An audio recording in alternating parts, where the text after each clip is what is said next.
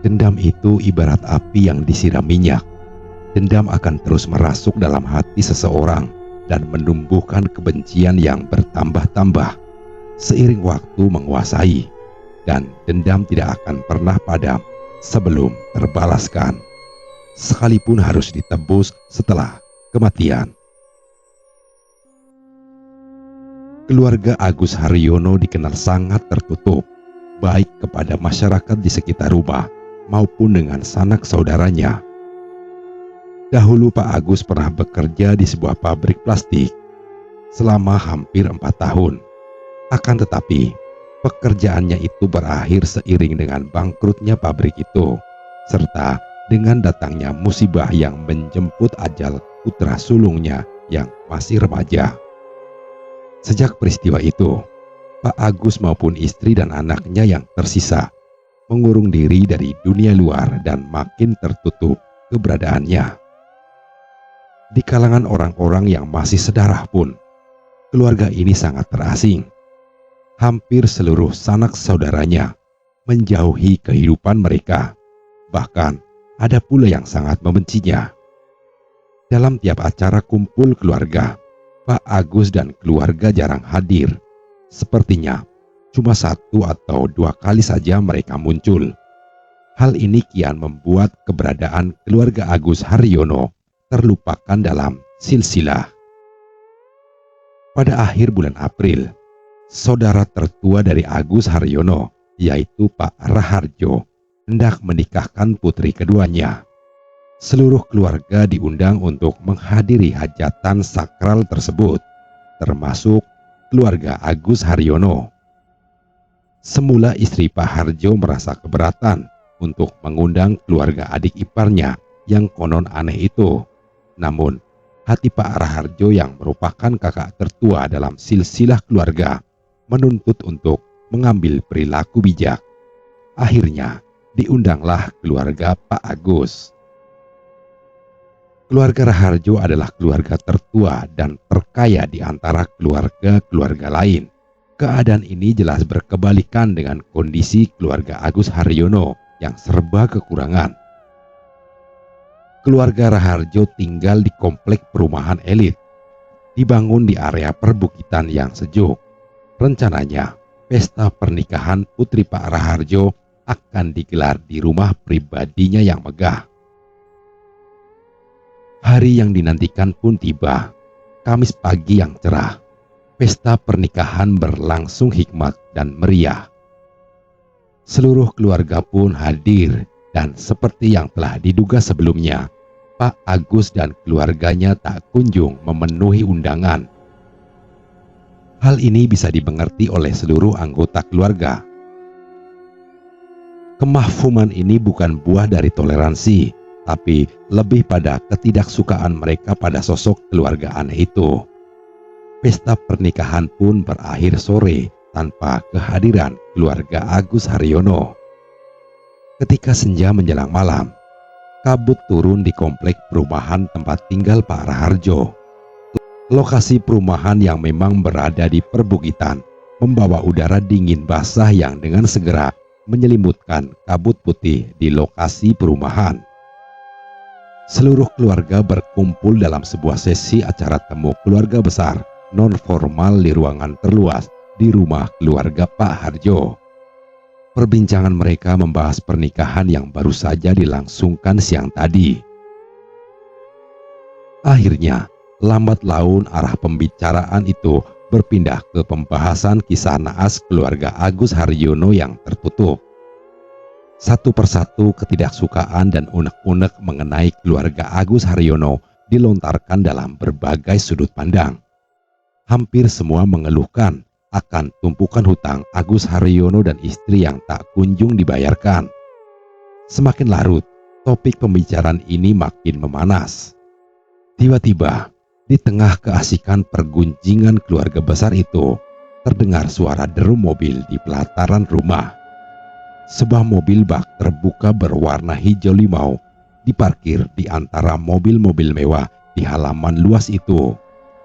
Dari dalam kendaraan itu, keluarlah Agus Haryono beserta istri dan anak bungsunya. Satu hal yang menjadi kejanggalan sosok mereka adalah penampakan ketiganya terlihat sangat pucat. Tatapan mata mereka kosong, bibir mereka mengering, sedang bau tak sedap menguar. Kehadiran mereka di tengah keluarga besar itu sangat tidak terduga. Pak Agus lantas berbahasa basi kaku menyapa mereka yang berada di ruangan itu.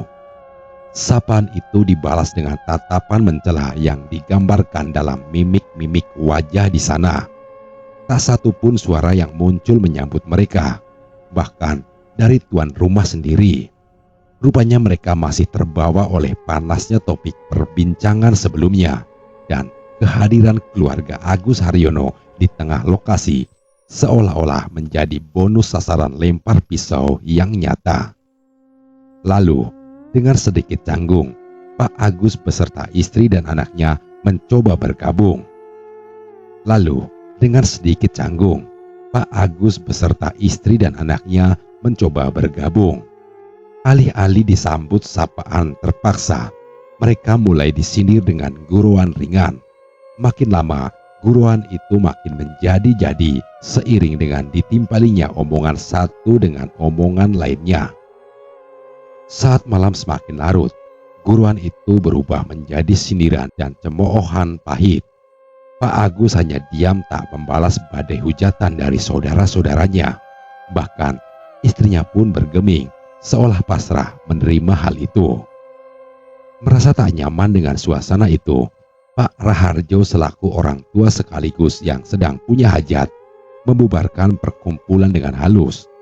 Ia mempersilahkan seluruh keluarga beristirahat di kamar yang telah tersedia di rumah luas itu, termasuk mempersilahkan keluarga Agus Haryono adiknya.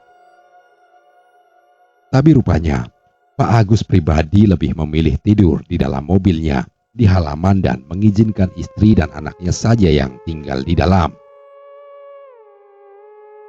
Dikala mentari menyingsing di Jumat Fajar, kabut tebal masih terlihat mengepung wilayah itu. Lalu, di tengah kenyamanan pagi, seluruh isi rumah digemparkan dengan raibnya salah satu kotak sumbangan pernikahan pada pesta pernikahan kemarin. Suasana tenang berubah menjadi gaduh.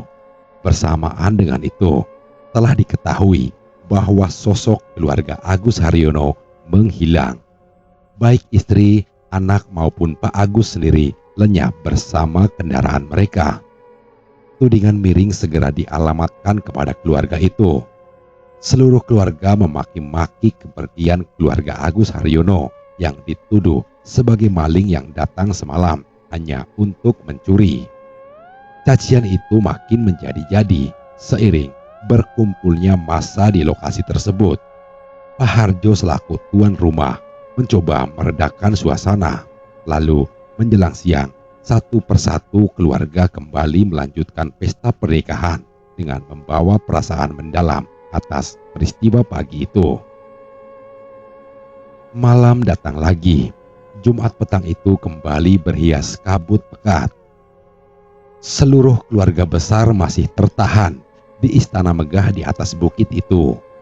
Pesta pernikahan masih akan berlangsung sampai hari depan. Seisi rumah sunyi ditinggalkan penghuninya ke alam mimpi selepas seharian berpesta. Lalu petaka itu datang. Seiring turunnya kabut itu, kesunyian mencekam lokasi perumahan keluarga Raharjo. Tatkala sebagian mata telah terlelap, terdengar suara tangisan merintih. Suara itu sayup-sayup terdengar di antara angin perbukitan yang tenang. Pak Raharjo, sang tuan rumah pun terjaga. Ia beranjak mencari sumber suara yang mengerikan itu. Seakan menangkap aura ketakutan di hati beliau, lampu tiba-tiba padam, menenggelamkan seisi rumah ke dalam gulita. Suara rintihan itu terdengar lagi. Kini beberapa orang kepala keluarga yang ada di rumah itu turut bergabung. Rupanya mereka mendengar keganjilan yang sama. Berbekal senter di tangan masing-masing, mereka berpencar menjajah kegelapan malam berkabut itu mencari sumber suara. Kakinya telah membawa tubuhnya yang gemetar ke halaman rumah. Suara itu kian jelas terdengar seiring langkah pemilik rumah itu menuju halaman depan. Sembari menajamkan pendengarannya, ia mengarahkan senter ke halaman rumah. Betapa terkejutnya ia mendapati sebuah kotak kayu hitam berdiri di sana. Dalam siraman cahaya senternya, Pak Raharjo mengenali kotak itu sebagai kotak sumbangan yang kemarin ditaruh di depan pada pernikahan putrinya. Ia tercekat, langkahnya limbung, tak terjaga saat langkahnya dibawa maju mendekati kotak itu. Kabut pekat makin menghalau pandangannya. Cahaya senternya memancar samar, gagal menolong penglihatannya untuk bekerja dengan baik. Tubuhnya bergetar saat suara rintihan itu muncul, memberangus keberanian hati lelaki itu. Langkahnya terhenti di depan kotak bercat biru itu. Ia membukanya dengan gemetar dan menyorotkan senternya ke isi kotak. Lalu matanya terbelalak. Sepotong kepala berlumuran darah tersimpan terbalik dalam kotak itu. Warna merah darah dan bau amis tercium bercampur dengan amplop-amplop putih yang berterbangan ditiup angin. Sebelum ketakutannya dilontarkan dalam jeritan, kepala itu menoleh. Pak Raharjo memekik tertahan. Ia mengenalinya sebagai kepala Pak Agus, adiknya. Tiba-tiba, kepala itu membuka mulut dan berteriak, "Bukan aku malingnya!" Pak Raharjo terlonjak mundur. Senternya terlempar jauh ke arah lain. Tiba-tiba, dari balik kabut di belakang kotak itu muncul sosok istri Agus Haryono bersama anaknya yang pucat pasi. Lelaki parubaya itu tak mampu berteriak. Istri Agus Haryono itu mendekat dan mengambil kepala suaminya dalam kotak, lalu melemparkannya ke arah Pak Raharjo yang tengah terkapar. Kepala itu jatuh di pangkuannya dan berteriak lagi, "Aku bukan maling! Kami bukan maling!" Sedetik kemudian, ia sudah tak ingat apa-apa lagi. Tepat pada pukul 11 malam, sekelompok orang datang ke kediaman keluarga Raharjo. Mereka adalah orang-orang dari kepolisian dan Pak RT setempat. Kala itu, sang pemilik rumah belum lama sadar dari pingsannya. Kedatangan polisi tersebut untuk mengabarkan sesuatu yang lebih mengguncangkan nalar mereka daripada cerita Pak Raharjo yang baru saja melihat penampakan setan. Pada hari Kamis pagi, sebuah mobil bak terbuka dikabarkan terjungkal masuk ke dalam jurang di jalur sempit menuju ke wilayah perumahan ini. Tidak ada korban yang selamat. Ketiga penumpang yang terdiri dari 3 orang yang diduga satu keluarga itu tewas seketika di lokasi. Warga yang menemukannya kemudian mengangkat bangkai mobil berikut bangkai penumpangnya, lantas menyerahkan kasus kecelakaan ini pada yang berwenang. Kondisi tubuh mereka rusak, bahkan kepala pengemudi mobil itu hilang tak diketemukan. Korban itu adalah keluarga Agus Haryono. Seisi rumah dikecam kengerian. Jika mereka bertiga meninggal pada Kamis pagi, lantas yang hadir pada Kamis malam usai pesta pernikahan itu siapa? Dendam telah membangkitkan arwah keluarga Agus Haryono. Dendam atas semakian dan tuduhan orang-orang yang sedarah dengannya. Dendam itu kini terbawa sampai ke liang lahat mereka bertiga. Demikian cerita kali ini. Sekian dan terima kasih.